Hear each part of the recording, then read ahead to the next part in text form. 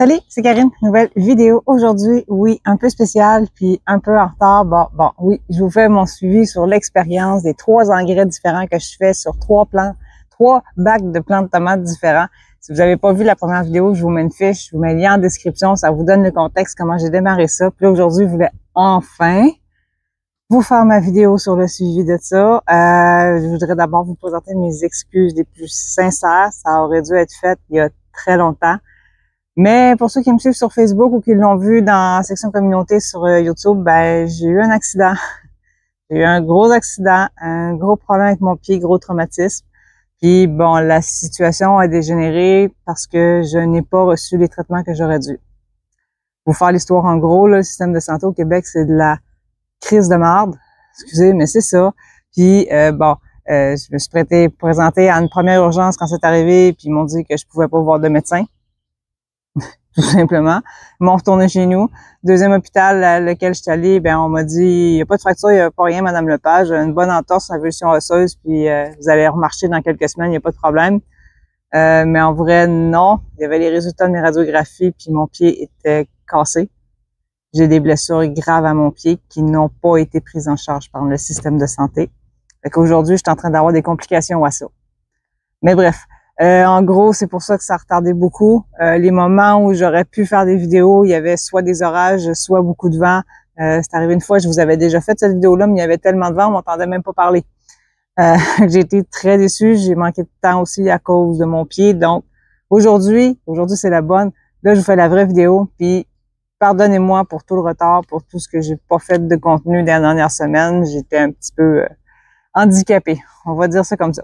Et que je commence la vidéo. Là, aujourd'hui, je vais vous comparer les 3 bacs. Là, au moment où je tourne cette vidéo-là, on est le 8 juillet. Donc, je vous fais ça. Je vous parle des 3 bacs, un après l'autre. Puis après ça, je vous donne un portrait global à peu près de où ce que j'en suis rendu en ce moment. Et je vais commencer par le pire de la gang, l'engrais de synthèse, le Miracle-Gro. Bon, quand on dit engrais de synthèse en partant, on sait que c'est de la dope pour les plantes. Mais vraiment, là, c'est vraiment de la dope. C'est le bac qui est là. Celui-là, bon, à cause de mon accident, ben j'ai été 3 semaines que je ne pouvais pas vraiment m'en occuper. Donc, un bac d'ailleurs, puis rien dans mon potager non plus, hein, mais je m'en suis pas vraiment occupé pendant 3 semaines de temps, mais il était dopé. Il était dopé en engrais 18, 18, 21. Fait que lui, il s'est foutu de mon pied, puis il a continué à pousser, là. Il s'en foutait de mon pied. 3 semaines plus tard, j'ai réussi à trouver un peu d'énergie pour réussir à le tailler, mais je vous jure, c'était une jungle épouvantable. Si vous aimez tailler des gourmands, donnez ça à vos plants, sérieusement, c'est incroyable comment ça en fait. Les plants sont mes verts tellement forts, ils sont vigoureux, tout est plus épais, la tige est plus épaisse, plus raide, les feuilles sont plus épaisses aussi. Bref, il y a vraiment une très, très grosse différence entre ce bac-là et les autres. C'est assez incroyable, merci. La récolte, pour le moment, il tient la moyenne, mais juste avoir les fruits et les fleurs qu'il y a dedans, je m'attends à ce qu'il dépasse les 2 autres bacs. C'est tout en plus. Plus de fleurs, plus de fruits, plus de gourmands, plus de feuilles, plus de tiges. C'est plus de tout.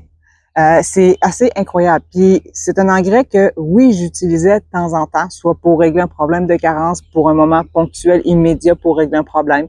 Je l'utilisais des fois dans des tout petites cellules de semis pour booster un petit peu parce que c'est hydrosoluble, ça coûte pas cher, puis ça s'utilise bien.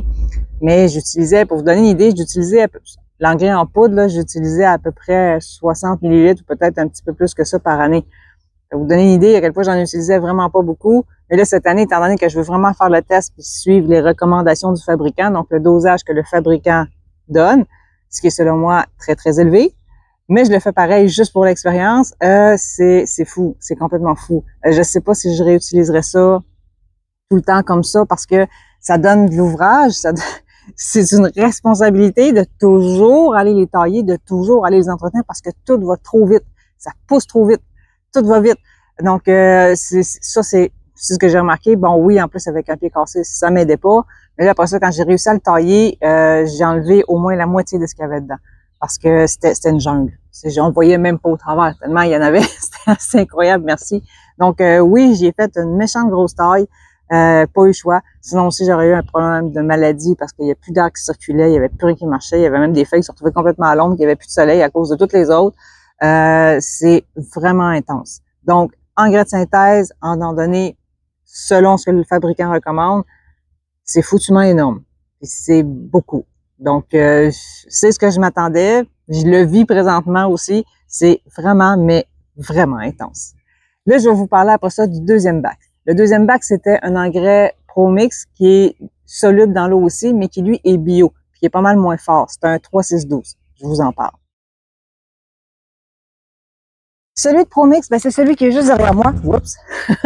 Qui est juste là. Celui-là, c'est celui qui a été boosté avec l'engrais ProMix. Franchement, ça va bien. Ça serait peut-être plus vers celui-là que je me tournerais, même si j'en donnerais moins que la dose recommandée quand même. Mais c'est des plants qui sont en santé, pas trop vigoureux, sont juste corrects.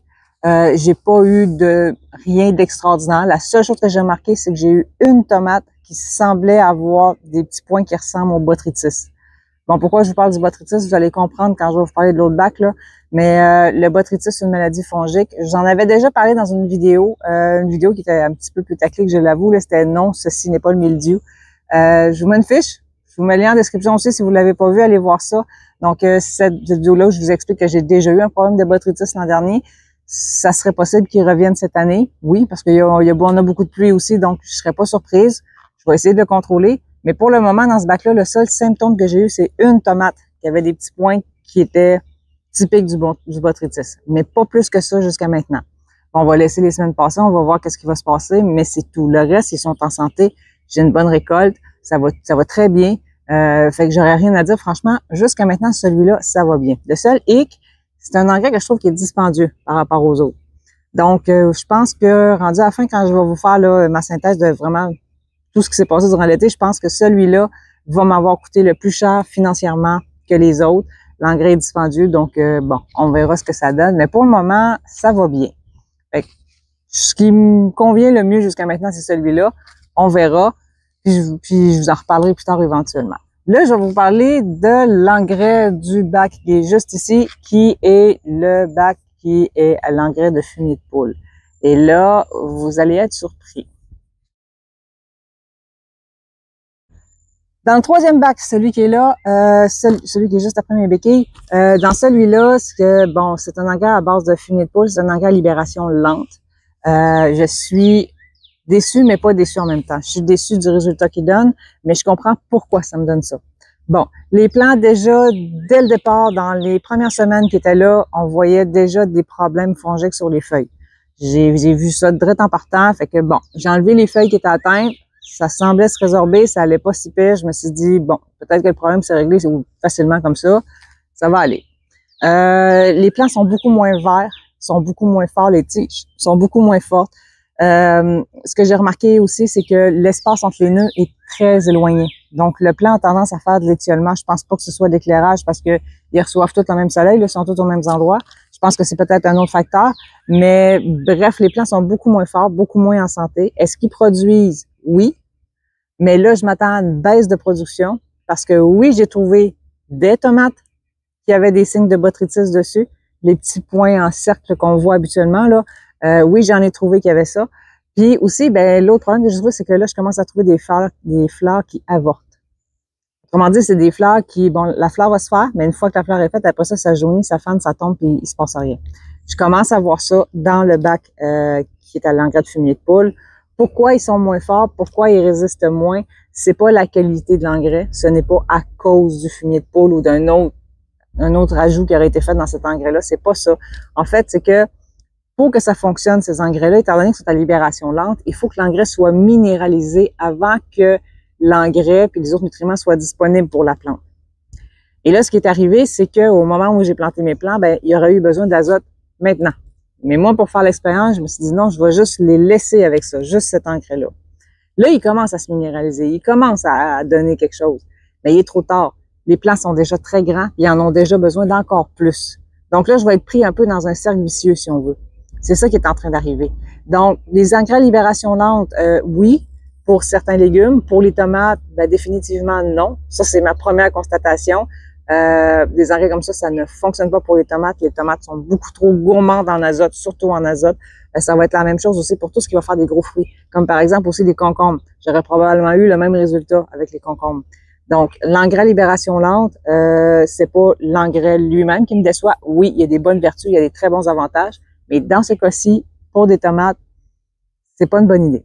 Donc là, je vais avoir une baisse de récolte dans le bac qui est avec l'engrais en granule à base de fumier de poule. C'est clair, l'engrais n'est pas capable de fournir pour la vitesse du plant à laquelle il grandit, puis à la demande qu'il fait en engrais et en nutriments. Donc, cet engrais-là n'est pas capable de fournir pour cette plante-là. Puis, en plus, ben là, les plants commencent à tomber malades. Donc, oui, cet engrais-là ne me donnera pas des résultats satisfaisants à la fin. Mais comme j'ai dit, je comprends le pourquoi ça fait ça. Ce n'est pas l'engrais qui est mauvais, en fait, c'est juste le principe de comment ça fonctionne. Donc ça, je vous reviendrai plus tard en fin de l'été, mais je vais quand même vous tenir au courant tout l'été, qu'est-ce qui va arriver avec ce plan-là, ces plans-là, parce qu'il y en a 5 dans le bac. Donc, on va voir qu'est-ce que ça va donner. Je sais pas trop, en tout cas. Je vous reviendrai avec ça plus tard. Puis entre-temps, ben là, je voulais aussi vous parler de globalement, qu'est-ce que j'ai fait avec les plants dans les dernières semaines. Pas grand-chose, oui, mais j'ai des astuces quand même à vous donner. Bon, comme je vous l'ai dit en début de vidéo, pour tailler ces plants-là, bon, j'avais 3 semaines de retard à cause de ma blessure de ce pied-là, qui est très fragile. Donc, ça a été compliqué. Et quand je suis arrivée pour faire la taille, bien évidemment, il y en avait trop. Donc, ce que j'ai fait, premièrement, il faut désinfecter vos outils et vos mains. Ceux qui disent, ouais, mais moi, je porte des gants, ben vos gants sont infectés. C'est simple comme ça. Les mains, puis désinfecter les mains. Moi, ce que je fais, j'ai mis de l'alcool dans un petit push-push comme ça là, que j'ai acheté au Dollarama. Là. Je désinfecte mon outil et mes mains en même temps. L'alcool, ça prend environ 30 secondes pour tuer le botrytis. Donc, c'est assez rapide. Vous n'avez pas besoin vraiment de frotter. L'alcool elle-même va le faire. Donc, vous pouvez utiliser ça. Puis moi, dans mon cas, le problème de botrytis, il est dans le bac d'engrais au granule. Donc, j'ai pas commencé par celui-là pour transmettre le botrytis partout. J'ai commencé par celui qui est le plus en santé puis qui a aucun symptôme de rien. Donc, j'ai commencé par celui-là. Puis évidemment, la désinfection avec le push-push, on la fait régulièrement. On en coupe quelques-uns, on redésinfecte. On en coupe quelques-uns, on désinfecte. On en coupe quelques-uns, puis il faut que ça devienne un automatique. Donc, ça se fait très vite. C'est pour ça aussi que je le mets en push-push. Donc, je fais mon outil, mes mains en même temps, je continue. Mon outil, mes mains en même temps, je continue. Ça prend 4 secondes. Et vous êtes à peu près certain d'avoir rien transmis d'un plan à l'autre. Donc, j'ai commencé par ceux qui étaient sains. Puis je me suis en allée dans ce sens-là pour finir avec celui qui avait un problème, évidemment. Après que je les ai coupés, j'ai trouvé aussi des gourmands qui avaient déjà des fleurs dessus. Une astuce, si vous voulez pas sacrifier des fleurs, parce que là, à un moment donné, si vous êtes dans une situation comme moi, que bon, là, à un moment donné, pas le choix de faire une taille, puis pas le choix d'y aller de façon un peu sauvage, moi, ce que je fais, c'est que s'il y a un gourmand qui a une fleur, je vais couper le gourmand juste au-dessus de la fleur. Et je vais garder la fleur. Pourquoi? Parce que le gourmand va cesser sa croissance à ce moment-là. Mais la fleur, elle, va continuer à produire ses fruits. Donc, oui, je perdrai pas les tomates qui vont venir après avec ça. C'est pour ça que moi, je le fais comme ça. Ça évite de couper tout le gourmand au complet puis de se retrouver avec perte de fleurs. C'est sûr que moi, dans mon cas, bon, il y en a eu de toute façon parce qu'à un moment donné, il y avait juste trop de branches. Mais c'est peut-être un truc qui pourrait vous aider. Moi, je l'ai fait sur plusieurs branches que dans ça. Je l'ai vraiment fait à plusieurs endroits. Donc, j'ai des gourmands que je vais couper plus tard. Parce que là, pour le moment, il y a des tomates qui sont en train de se développer là-dessus. Puis quand ils seront développés, je les aurai cueillis. Là, je le couperai au complet. Ça, c'est une autre astuce aussi. Fait qu'oubliez pas, désinfecter vos outils. Les gourmands, il y a des astuces pour pas perdre des plantes. Puis, oubliez pas de toujours tutorer le plus possible. De pas trop laisser les branches tomber. Parce que à partir du moment où vous vous approchez du sol, c'est là aussi que vous pouvez avoir une transmission de maladie par le sol. Il peut y avoir une accumulation d'humidité au sol. Donc, essayez de garder toujours le plus possible tout en hauteur. C'est sûr qu'à un moment donné, quand on arrive à fin août, les plants sont tellement grands qu'ils retombent de ces côtés-là. Bon, je suis parfaitement d'accord avec vous, mais du moins, faites votre possible tout au long de l'été. Éloignez le contact avec le sol, enlevez tout ce qui est dans le bas, les feuilles du bas, enlevez ça pour qu'il y ait de l'air qui passe. Le moins possible de contact avec le sol, ça aussi, ça va vous aider beaucoup. Entre-temps, là, je vais vous faire une conclusion, puis j'ai un petit message dans la conclusion qui va sûrement intéresser plusieurs d'entre vous.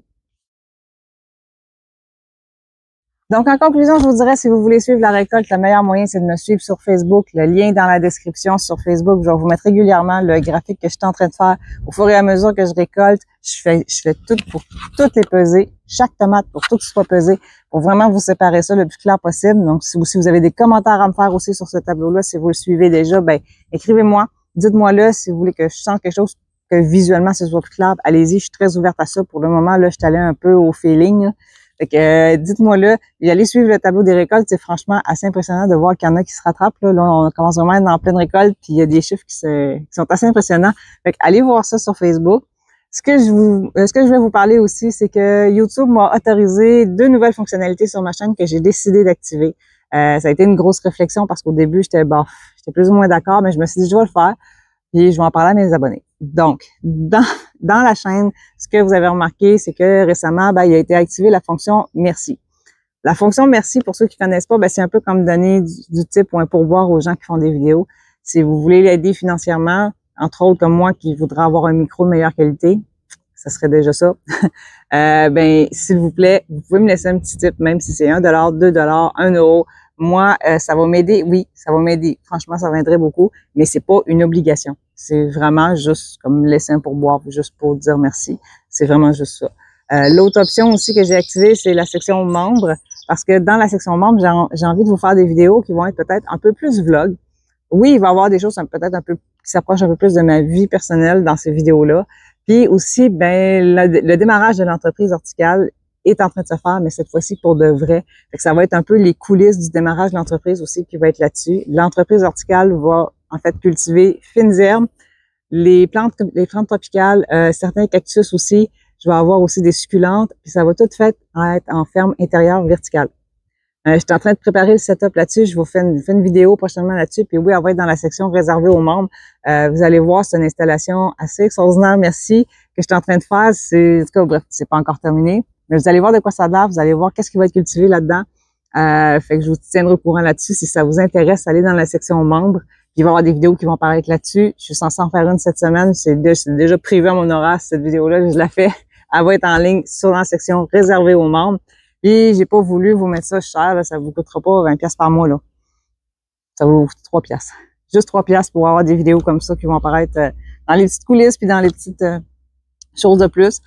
Autre chose aussi que je suis en train de préparer en vidéo, ça, c'est une vidéo qui va sûrement sortir un petit peu plus tard parce que c'est très long à préparer. Je suis en train de créer un GPT pour mes abonnés. En gros, ça va être un GPT qui, lui, est un agronome pour que vous puissiez l'avoir dans votre téléphone. Puis dans votre potager, si vous avez un problème, si vous avez quoi que ce soit, vous prenez une photo, vous parlez avec lui, puis ça va être un GPT qui va vous parler pareil comme moi.